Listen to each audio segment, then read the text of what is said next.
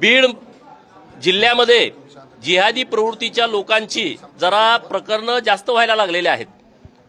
जमीन ताब्यात घेणं, सरकारी जमिनीवरती अतिक्रमण करणं, तिथं झोपडपट्ट्या टाकणं, तिथं वेगवेगळे मोठमोठे व्यवसाय उभा करणं, देशी गायीची कत्तल करणं, त्याचं मांस विक्री करणं, तिथं कुठं कोण तक्रार घ्यायला गेलं तर त्यांच्यावरती गुन्हे दाखल करणं, त्यांना मारहाण करणं, गावागावामध्ये असे अनेक प्रकरणं घडत आहेत।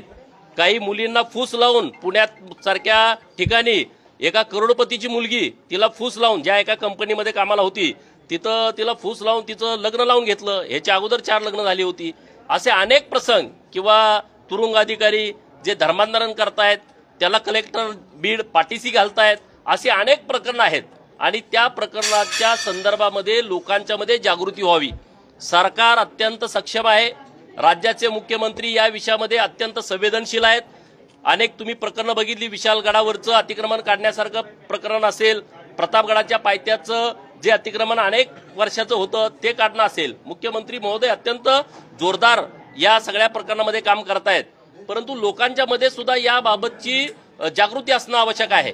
नाहीतर सर्व धर्म समभावच्या नावाखाली लोक चला काय नाही, परंतु जे चाललंय ते लोकांना कळावं म्हणून आजच्या मोर्चाचं आयोजन केलेलं आहे।